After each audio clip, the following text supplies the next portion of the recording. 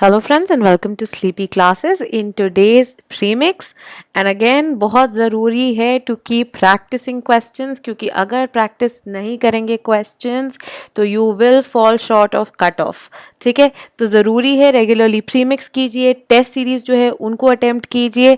Now moving on to दो students जो कि पंजाब PCS के लिए प्रिपेयर कर रहे हैं, राइट, जो कि सितंबर के अंदर होने वाला है, उनको पूरी तरह से तैयार करने के लिए for prelims we have come up with very important courses.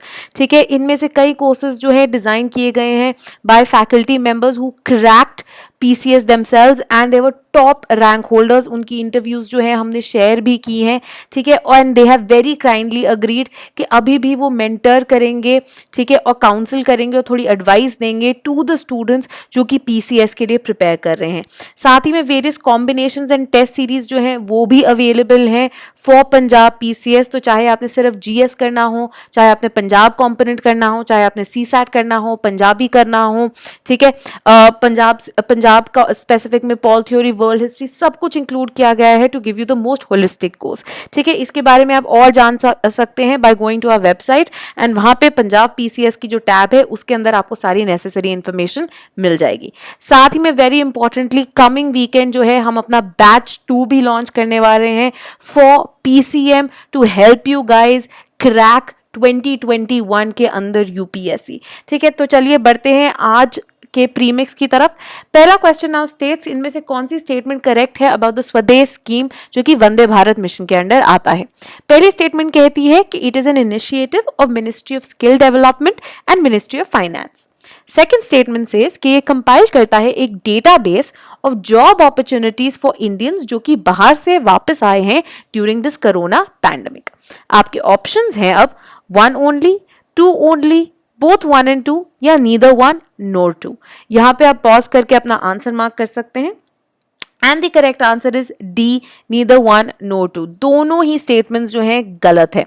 स्वदेश जो ये स्कीम है which is skill mapping exercise for returning citizens, ये एक इनिशिएटिव है अंडर वंदे भारत मिशन जो कि हेल्प करता है एम्प्लॉयमेंट अपॉर्चुनिटीज दिलवाने के लिए to the returning citizens. However ये एक जॉइंट इनिशिएटिव है between the ministry of skill development and entrepreneurship, ministry of civil aviation and ministry of external affairs, जिसके कारण स्टेटमेंट 1 इनकरेक्ट हो जाती है. जो आपका नेशनल स्किल डेवलपमेंट कॉर्पोरेशन है इसको जो है रिस्पॉन्सिबिलिटी दी गई है of supporting the implementation of this entire project.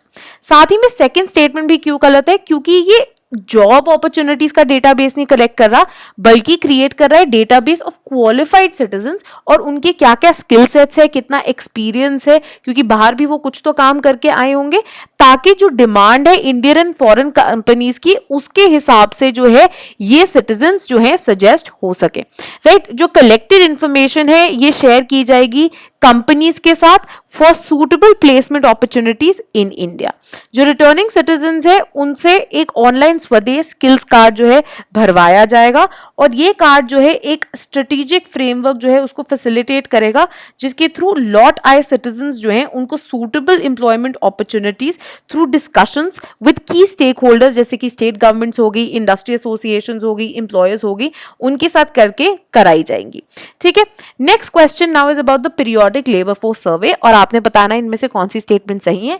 पहली कहती है कि ये जो सर्वे है ये लॉन्च किया गया था in 2017 by the ministry of statistics and programme implementation and ये कवर करता है सिर्फ अर्बन एरियाज को. सेकंड स्टेटमेंट है ये कहती है कि ये पहला कंप्यूटर बेस्ड सर्वे है इंडिया का. आपके ऑप्शंस है 1 ओनली, 2 ओनली, बोथ 1 and 2 या फिर लास्ट नीदर 1 nor 2. ठीक है, और इसका जो सही जवाब है that is 2 only. Only the second statement is correct, the first statement is incorrect. ठीक है, अब ये जो PLFS सर्वे है ये इंडिया का पहला कंप्यूटर बेस्ड सर्वे है एंड मॉस्पी के अंडर ही कराया गया जाता है. हाउएवर ये जो लेबर फोर्स पार्टिसिपेशन रेट है और वर्कर पॉपुलेशन रेशियो और बाकी जो एम्प्लॉयमेंट के रिगार्डिंग क्राइटेरिया है और जितना भी डेटा है ये कलेक्ट करता है not just for urban house holds but also for rural house holds annually. ठीक है, तो रूरल हाउस होल्ड्स के लिए ये एनुअली कलेक्ट करता है and in short term quarterly basis पे एवरी 3 मंथ्स जो है अर्बन हाउस होल्ड्स के लिए कलेक्ट करता है, which is why your first statement is incorrect, ठीक है। एंड हाँ, ये सर्वे लॉन्च किया गया था 2017 में ही, ठीक है। हाउएवर दोनों ही रूरल एंड अर्बन एरियाज को जो है ये कवर करता है। Next question now is about the national productivity council, और आपने बताना है इनमें से कौन सी स्टेटमेंट्स जो है करेक्ट है अबाउट द एनपीसी। पहली स्टेटमेंट कहती है कि जो काउंसिल है it has been set up under the aegis of the ministry of agriculture. Second statement कहती है कि जो फोकस है इस काउंसिल का वो है मेजर सजेस्ट करने के लिए कि किस तरह से प्रोडक्टिविटी बढ़ाई जा सकती है in the primary sector which includes your farming, agriculture, dairy, fishery, so on so fourth. आपके ऑप्शंस है 1 ओनली, 2 ओनली, बोथ 1 and 2, या नीदर 1 nor 2। यहां पे आप पॉज करके अपना आंसर मार्क कर सकते हैं। And the correct answer is D, neither 1 nor 2। दोनों ही स्टेटमेंट्स जो हैं ये गलत हैं। ये जो नेशनल प्रोडक्टिविटी काउंसिल है ये एक नेशनल लेवल ऑर्गेनाइजेशन है जो कि प्रोडक्टिविटी कल्चर को ओवरऑल जो है प्रमोट करती है इंडिया में। ये इस्टेब्लिश की गई थी not by the ministry of agriculture बल्कि by the ministry of industry, government of India in 1958। ये एक autonomous multi party non profit organisation है जहां पे रिप्रेजेंटेशन आती है दोनों ही एम्प्लॉयर्स से as well as workers organisation से एज वेल एज गवर्नमेंट से। इंक्लूड करता है ये टेक्निकल और प्रोफेशनल इंस्टीट्यूशंस को भी एंड बाकी इंटरेस्ट बेयरर्स को। ये एक कॉन्स्टिट्यूएंट है of the Tokyo based Asian productivity organisation जो कि एक इंटर गवर्नमेंटल बॉडी है जिसका गवर्नमेंट ऑफ इंडिया भी जो है एक फाउंडर मेंबर है। ये जो एनपीसी है ये टीम अप करती है अपने क्लाइंट्स के साथ और सॉल्यूशंस ढूंढने की कोशिश करती है ताकि प्रोडक्टिविटी एक्सेलरेट हो सके, कंपेटिटिवनेस जो है उसे बढ़ाया जा सके, प्रॉफिट्स इंक्रीज हो सके, साथ ही में सेफ्टी, रिलायबिलिटी एंड क्वालिटी भी जो है मेंटेन की जा सके। साथ ही में एक रिलायबल डेटाबेस देती है वो डिसीजन मेकिंग सिस्टम्स में इंप्रूवमेंट लाने के लिए ताकि वर्क कल्चर भी इंप्रूव हो सके एंड कस्टमर सेटिस्फैक्शन भी मिल सके। नेक्स्ट आपका जो क्वेश्चन है is a previous year question from the 2014 prelims, ठीक है। अब आप ये देखेंगे कि किस तरह से डायरेक्ट जो कॉन्स्टिट्यूशन की आर्टिकल्स हैं जो कि आपकी लक्ष्मीकांत में भी प्रोवाइड किए जाते हैं वो कैसे आपको प्रीलिम्स के अंदर पूछे जा सकते हैं। तो अगर आपको याद है, अगर आपने लक्ष्मीकांत कंटिन्यूसली रिवाइज की है, this will be a child's play for you, this will be very easy. अगर आपने लक्ष्मीकांत नहीं रिवाइज की है तो आप कंफ्यूज हो सकते हैं ना। तो क्वेश्चन स्टेट्स कि आपने जो है करेक्ट स्टेटमेंट बतानी है। ये कहता है, पहली स्टेटमेंट कहती है कि प्रेसिडेंट जो है रूल्स बनाते हैं for convenient transaction of business of government of India and allocation among ministers of the said business. Second statement कहती है all executive actions of the government of India shall be expressed to be taken in the name of prime minister. काफी easy जो है ये question है, अगर आप थोड़ा सा अपना दिमाग लगाएं। आपके ऑप्शंस है 1 ओनली, 2 ओनली, बोथ 1 and 2, या नीदर 1 nor 2। एंड यहां पे आप अपना आंसर मार्क कर सकते हैं। The correct answer is A1 only. Second statement गलत है। आर्टिकल 77 जो है ऑफ द कॉन्स्टिट्यूशन इसका क्लॉज 1 कहता है कि जितने एग्जीक्यूटिव एक्शंस है गवर्नमेंट ऑफ इंडिया के they will be expressed in the name of president, president जो कि हेड ऑफ द स्टेट है। एंड जो थर्ड क्लॉज है वो क्या कहता है कि प्रेसिडेंट ही जो है वो रूल्स बनाएंगे for the convenient transaction of the business of government in India and allocate करेंगे अमंग्स द मिनिस्टर्स जो ये सेड बिजनेस है। Last question of the day now which is again a previous year question from 2014 जो कि कहता है consider कीजिए the statements with regard to no confidence motion in India.